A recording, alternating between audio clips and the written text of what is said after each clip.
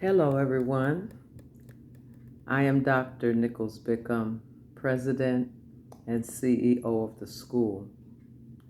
And this particular course, advanced course, I will be your instructor. I want to congratulate all of you who have made it to this point of advanced study. And I trust that you will be attentive to the jewels and the revelations that your instructors will be imparting to each and every one of you. The course that I am interested in sharing with you, the information of the author as well as my experience and the Word of God, is on forgiveness. The syllabus tells us that the course description is a powerful way to happiness, freedom, and success.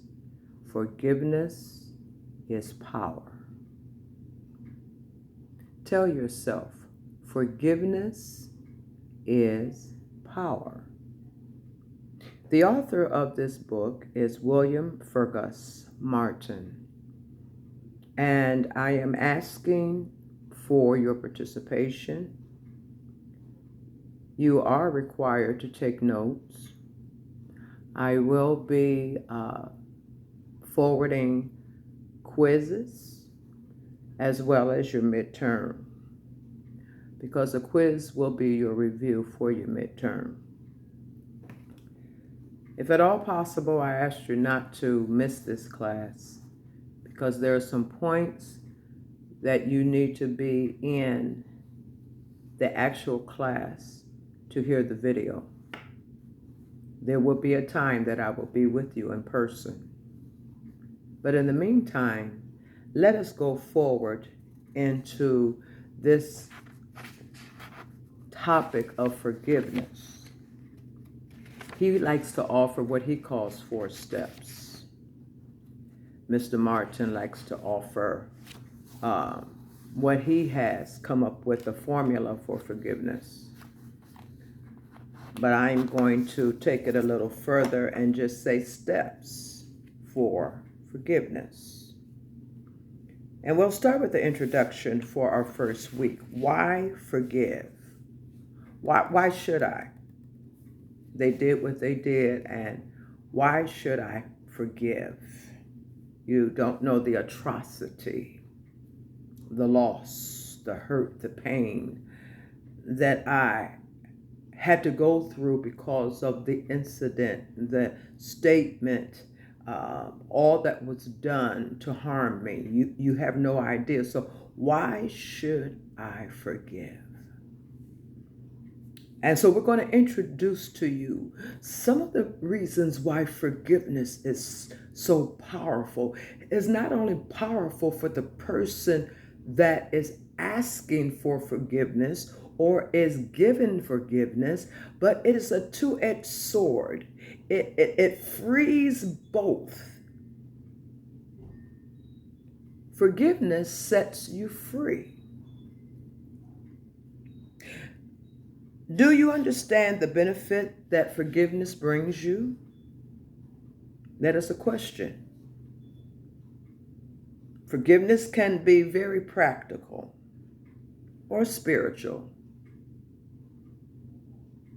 The natural side of it, or the practical side of it, is that it can be in a form of morally correct or being proper.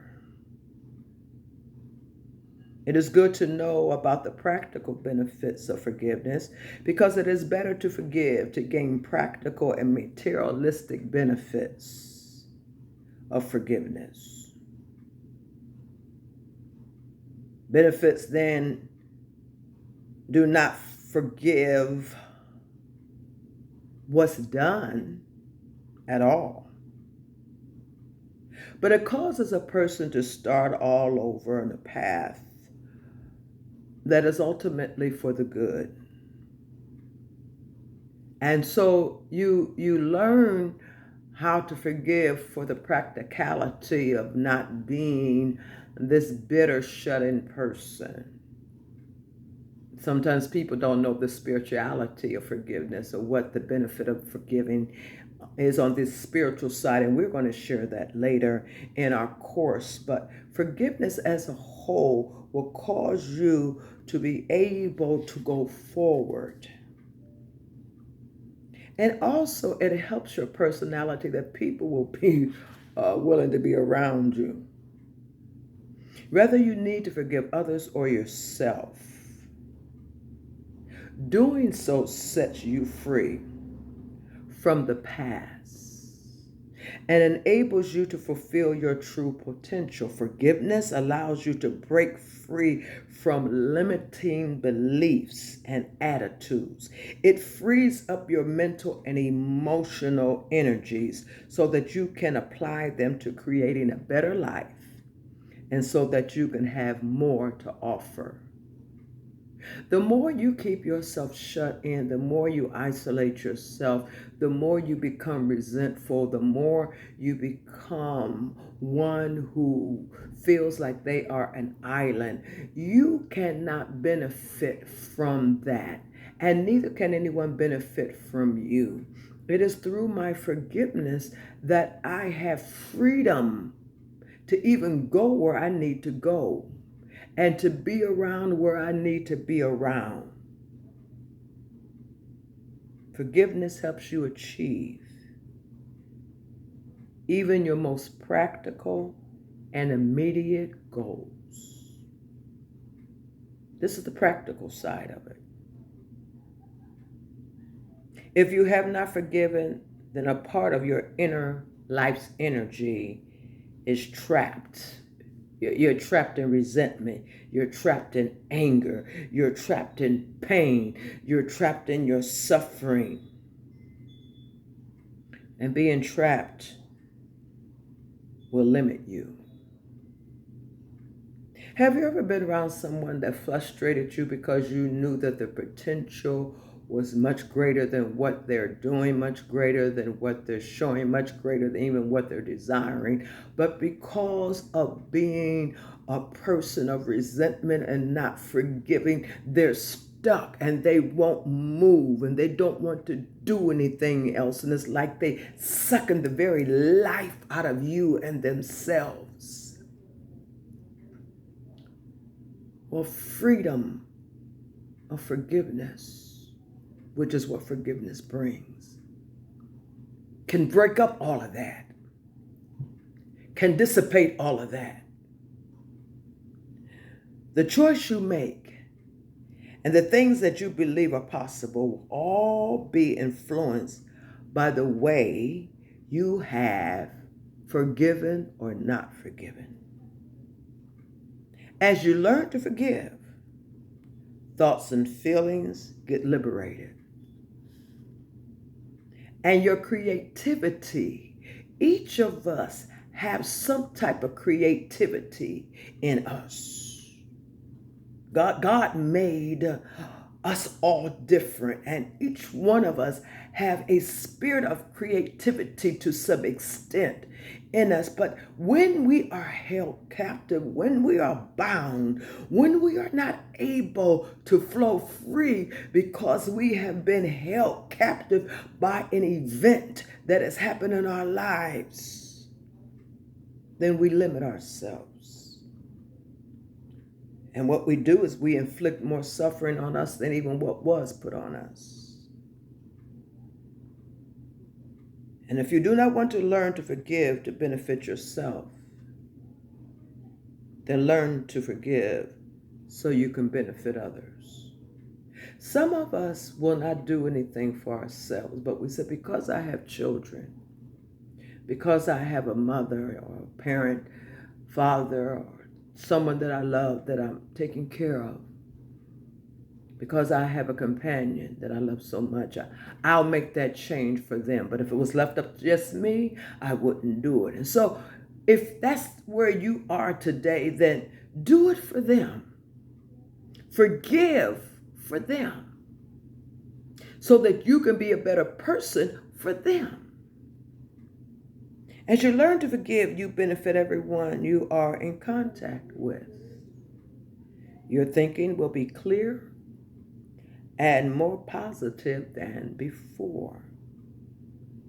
You will have a lot more to give, and you will more readily enjoy sharing what you have and who you are.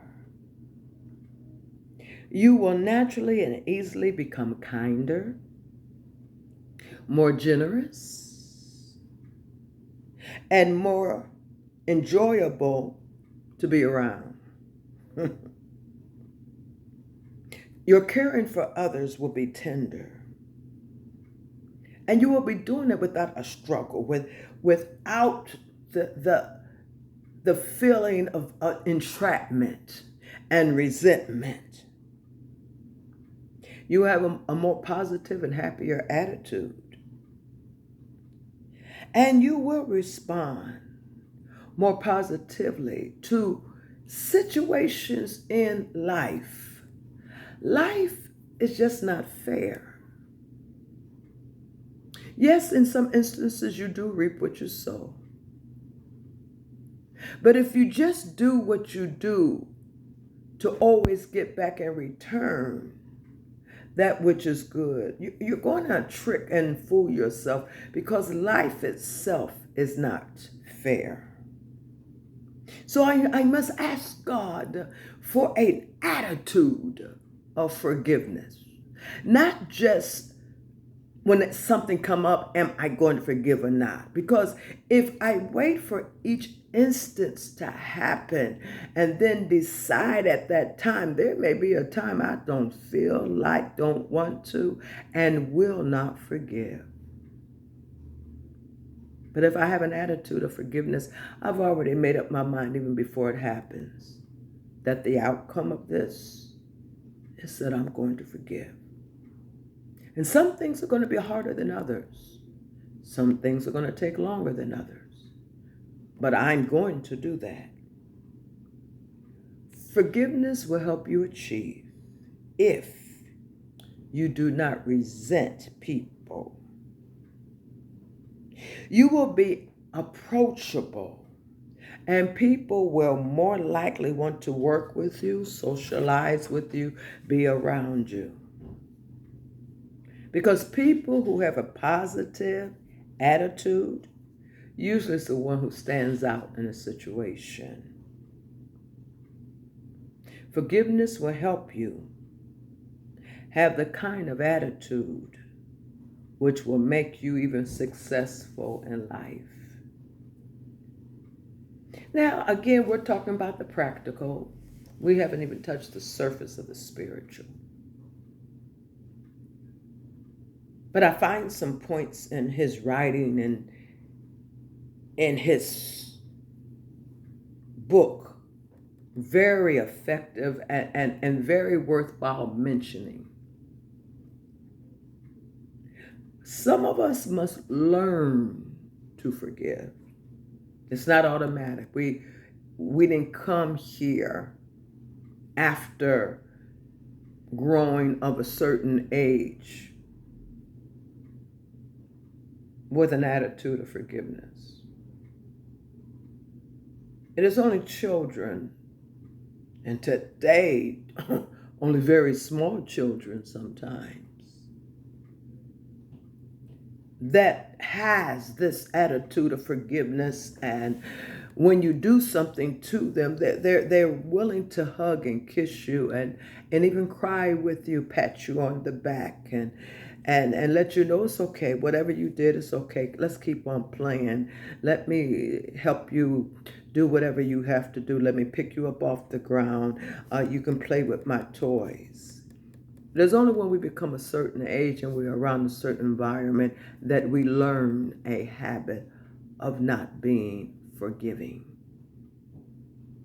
So I must learn to forgive myself as well as you, because forgiving is vitally important.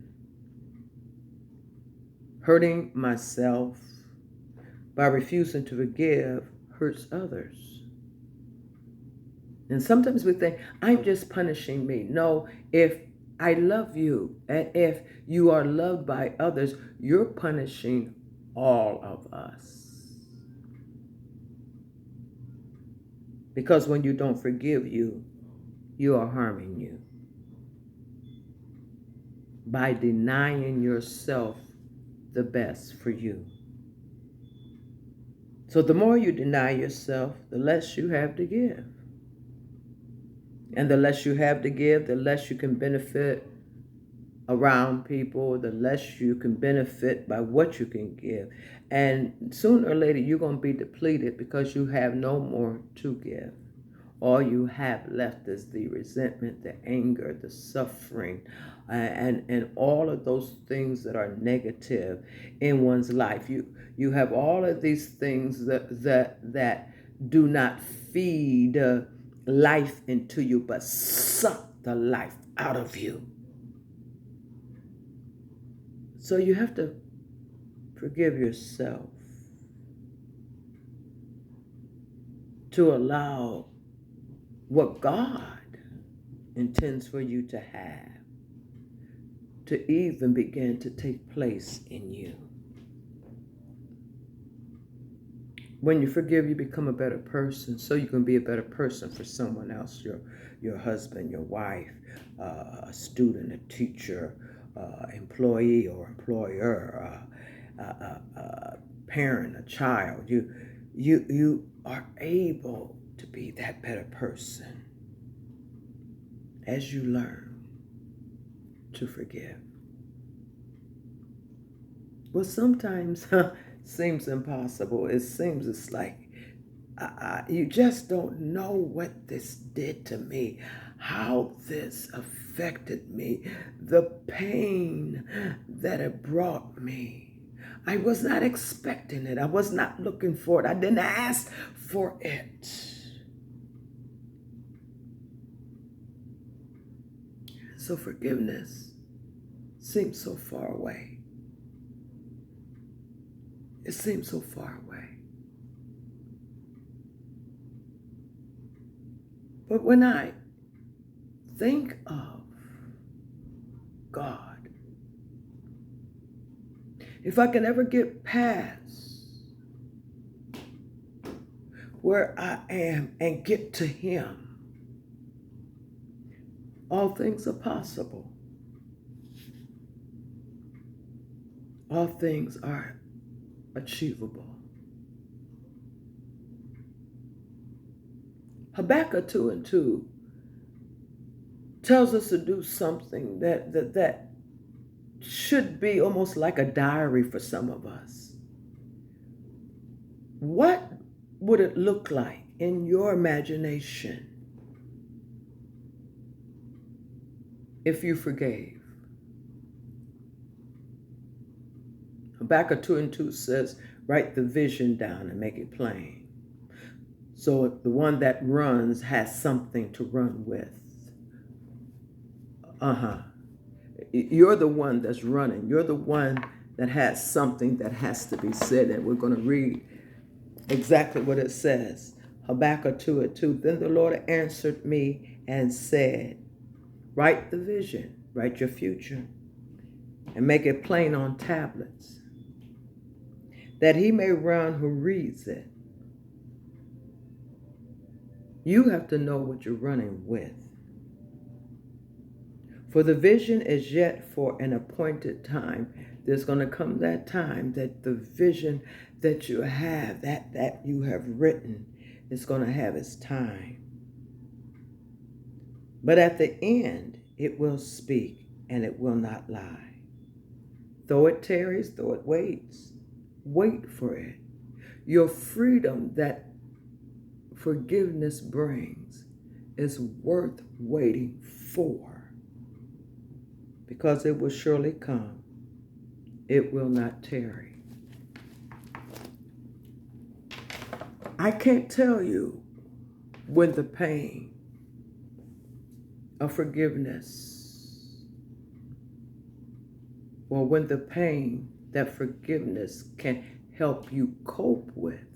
Let me rephrase that. Because forgiveness helps you to cope with the pain. Forgiveness helps you to override the pain. Forgiveness does not say the pain was not there. But the forgiveness gives you the power. That's what it means by the power that forgiveness has. It gives you the power to press through,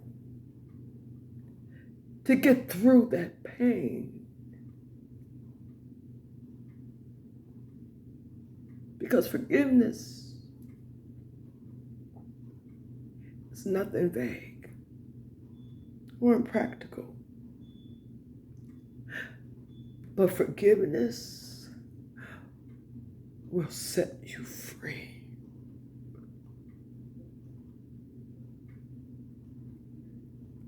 Life will open up in front of you, and you will see the possibilities. You won't always want to die and just let it be over with.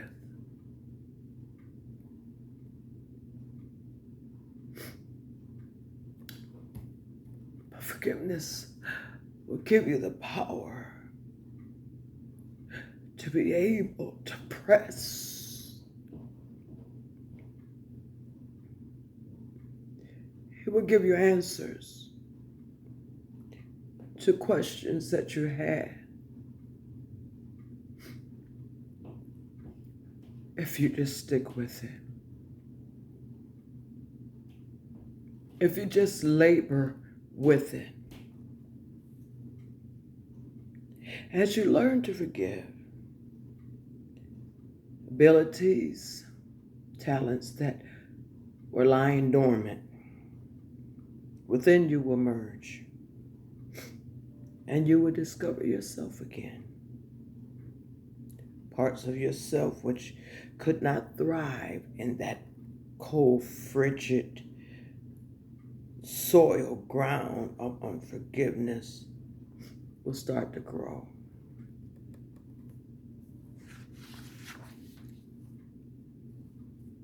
I found myself having to do this on many occasions. So this is why I requested to teach this, because I want others to know that forgiveness is possible.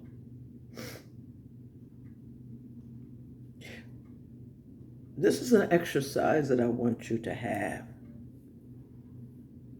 And I want you to write down these steps for forgiveness.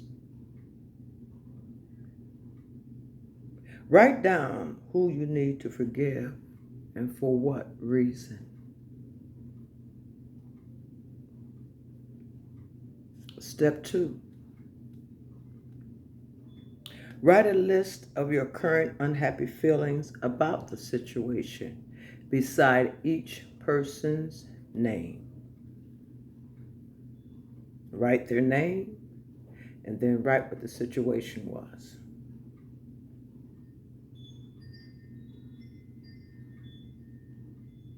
And then next, besides that, write what you should be feeling or the benefits of what will happen if you forgive them.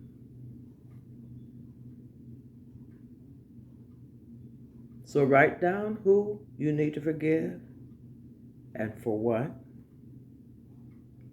Right beside that, the feelings that you feel right now. You've got to be honest. Write down the vision. Make it plain. And then write down the benefits of you forgiving, what you believe and know will happen for you and them as well if you do so. And that's your exercise for this. And I don't care how short it is. I don't care how long it is. But that's what you need to do at this time. Because when you do this, you are beginning to do the first step to forgiveness. And the first step is to admit that you or hurt. To admit that you're still angry. To admit that you need help. To admit that you can't do this without God. To admit, for some of you, I'm not ready to forgive him. And maybe some of you may say, I'll never forgive him. But with the help of God, before this course is over, this semester, I hope to bring you to another thought and the possibility of forgiving and why. And this particular exercise should bring you to a place of clarity where you will begin to start understanding what needs to be done. I don't want any drama in your writing. I don't want you to write something that you think somebody wants to hear or read. I want you to write the real facts of how you feel and what took place. I need you to do that. And when you do that, then I will come back to you and I will help you to understand what's next. Now, how do we address these things that has happened to us? How do I even address the person who did it to me, even if they are closely related to me? What do I do? How do I approach them? Or should I approach them at all? Because sometimes you can forgive someone and it is not necessarily for you to necessarily go where they are, because some folks may not be alive anymore. So how do you handle those who have transitioned on? How do you get free from those that you can't go back to and say, you hurt me? You disappointed me. You abandoned me. You left me. I trusted you, and you took advantage of me. How do I get to them? How do I release myself from that grave? We're going to talk on that too. What you're doing is you're setting yourself up for what they call a forgiveness vortex. A vortex is a place where, one of the definitions of vortex is a place where powerful focus of energy connects in a peaceful, harmonious, balanced, and tranquil manner. You want to get to that place in you where you're beginning to feel those particular things. I'm powerful, I am peaceful, I am harmonious, I feel balance, I feel tranquility in my life. But it takes you practicing forgiveness and learning that forgiveness is essential. Imagine how you will think, feel, and act once you have began this process. How powerful you will be once you have released yourself and others from this particular chain of bondage. This place that only the dead stays and the dead resides. Because for us to live, we have to forgive. There is no life, there is no future in not forgiving. And there are different things that happens to us medically when we don't forgive. And we're going to discuss those too. Anxiety, depression, panic. These are some of the things that happens to our physical body when we don't forgive. Some of us say, my nerves are bad. Become paranoid. You become compulsive. All of these things that are not of God. Because he requires us to forgive. In fact, he lets us know that if we won't forgive, that he will not forgive us. And he knew the atrocities that we would face in this world. He knew the unfairness. He knew the murderous spirit that will come and snatch family members and loved ones from us. He knew. And he yet proclaimed that we need to forgive so that we can move forward, so that we can be free, so that we will be able to continue to help others.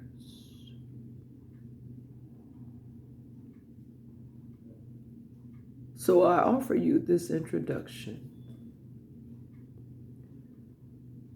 to the book entitled 4 Steps to Forgiveness.